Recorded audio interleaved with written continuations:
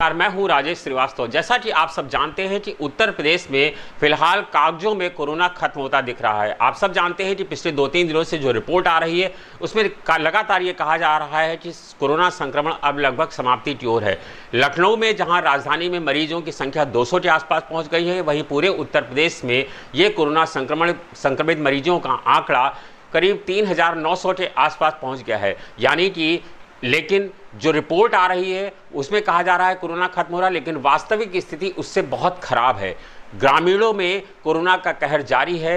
एक एक गांवों से एक एक दिन में 15-15 शव निकल रहे हैं। बिजनौर के एक गांव में 35 दिनों के अंदर 50 से ज़्यादा लोगों की मौत हो चुकी है। उत्तर प्रदेश की ये तस्वीर है, उत्तर प्रदेश के एक गाँव की।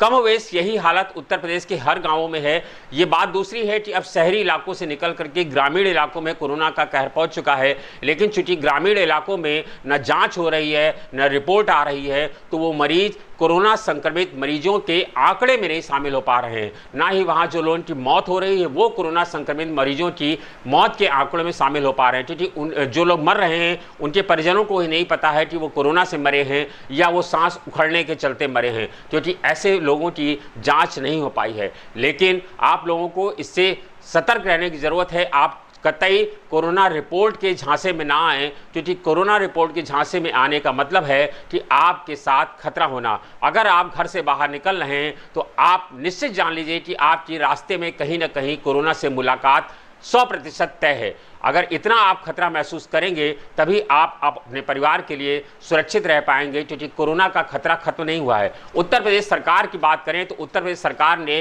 पहले कोरोना मरीजों के साथ जिस तरह की चीज़ें हुई, पहले ऑक्सीजन के लिए मारामारी हुई, शवों की कतार लगी शमशान घाट पर और गंगा में शव बहाए गए।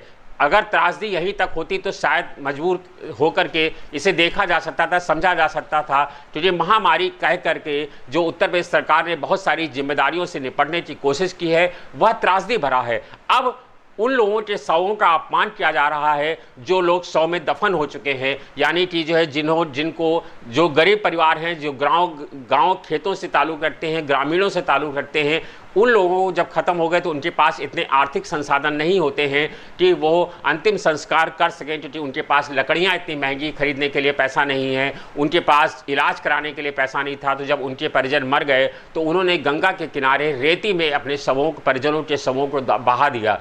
पहले गंगा में जो शव बहाए गए उनको जो है रोका गया किस तरह शव मिले, लेकिन उसके बाद जो शव गंगा के किनारे दफन किए गए थे उनके साथ जो अपमान किया गया है वह बेहद त्रासदी भरा है।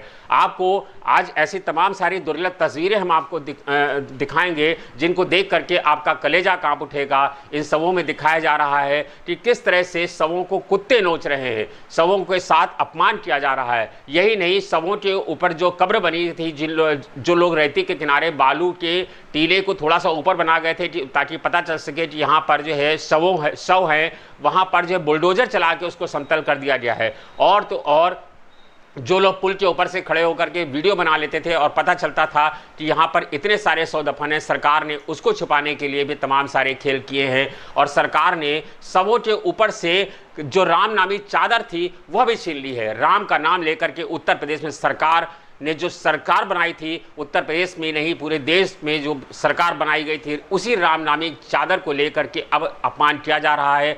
आइए हम आपको खुद उसकी ऐसी तस्वीरें दिखाते हैं जिसको देख करके आप तय करेंगे कि ये तस्वीरें बेहद डरावनी हैं, बेहद त्रासदी भरी हैं। इनको देख करके आप खुद महसूस कर सकते हैं कि ये तस्वीरें कैसी हैं। वीडियो में साफ देख रहे हैं कि जो तस्वीरें दिखाई पड़ रही हैं उसमें साफ दिख रहा है कि उत्तर प्रदेश सरकार ने किस तरह से जो फाफा मऊ पुल के आसपास इलाहाबाद प्रयागराज संगम के बाद फाफा मऊ पुल पड़ता है, वहां पर जो शव दफन किए गए थे गंगा की रेती में, वह उनका कोई वीडियो न बना ले, इसके चलते किस तरह से शवों के ऊपर राम नामी चादर उड़ाई गई थी ताकि पता चल सके कि यहाँ पर शव दफन है। उन रामनामी चादर को उखाड़ा जा रहा है। आप साफ देख सकते हैं तस्वीरों में, जिससे साफ दिख रहा है कि किस तरह से सरकार के अधिकारी खड़े होकर के वहां पर रामनामी चादर शवों के ऊपर से उखाड़ रहे हैं, ताकि दूर से यानी कि जो फाफा मऊ पुल के ऊपर से खड़े होकर के लोग इस तस्वीरों को बना लेते थे और दिखाते थे कि बड़ी संख्या में शवों को यहाँ पर दफन किया गया है।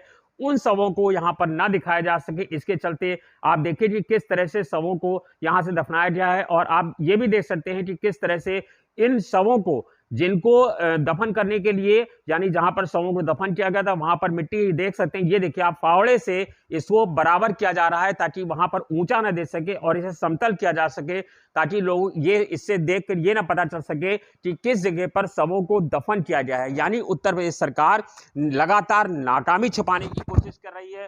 पहले शमशान घाट पर बैरिकेडिंग की गई ताकि जो है लोगों को ये ना पता चल सके कि कितने यहाँ पर लाशें जल रही हैं। अब शवों के ऊपर से रामनामी चादर हटाई जा रही है ताकि जो दूर से दिख जाता था, अब जबकि रामनामी चादर हट जाएगी और मैदान समतल हो जाएगा तो लोगों को ये नहीं पता चल पाएगा कि किस जगह पर कितने शव दफन हैं।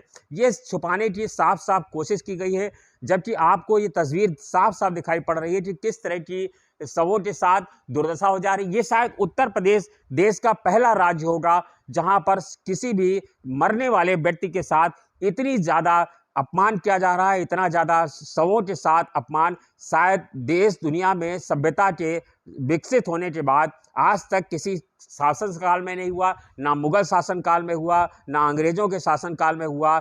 जिस तरह की दुर्दशा उत्तर प्रदेश में हिंदुओं का राज करने वाली सरकार के साथ समय हो रहा है, हिंदुओं के साथ जिस तरह की सरकार वायदे करके आई थी उस तरह का, जबकि आप ये पहले की तस्वीरें हैं जो मैं आपको अब दिखा रहा हूं, ये देखिए कि किस तरह की तस्वीरें हैं जिन्हें जो दूर से देखा जा सकता है। इन्हें गंगा के किनारे दफन किया, और गंगा के किनारे शव दफन करने का हिंदुओं का बहुत पुराना प्रचलन है, वो आज के दफन नहीं है, ये बहुत पहले से चला आ रहा है। लोग गंगा के किनारे शवों को दफन करते थे और ये तस्वीरें देखिए अब आपको सामने बिल्कुल दिखाई पड़ रहा है कि किस तरह, और ये बीभत्स तस्वीर है जो आपको डरा देगी, जो आपको रोने पर मजबूर करेगी कि आप देखिए कि किस तरह से कुत्ते शवों को नोच रहे हैं। ये देखिए आपके सामने मैं दिखा रहा हूं, ये आधी बॉडी पड़ी हुई है जिसको कुत्तों ने नोच लिया है। ये वहां के ग्रामीणों ने वहां पर कुत्तों को भगाया है, वो भी तस्वीरें आपको मैं दिखा रहा हूं। ये देखिए कि ये देखिए कुत्ता किस तरह से डेड बॉडी को खा रहा है, ये कब्र से कुत्ता घुसा हुआ है। ये देखिए ग्रामीणों ने इसे भगाया है।